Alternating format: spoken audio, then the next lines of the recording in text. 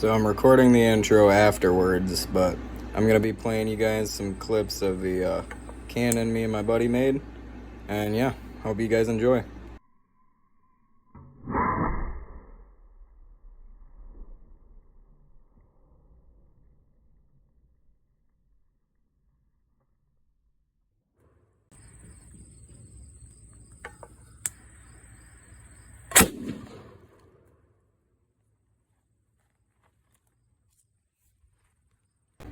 If anybody's wondering what I'm using for fuel, I took a water bottle, put a straw in it, just kind of taped it up in there as good as I could, and filled it with some acetone.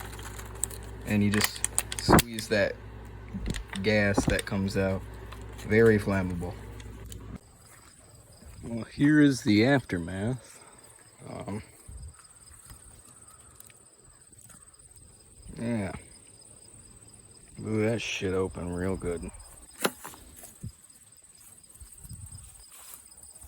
Holy shit. Standing here. A little over there, actually. Don't know if you can quite see it, but right over there. See what this looks like. Oh. Split it right open. Yep, that's a full rebuild right there. No fixing this one.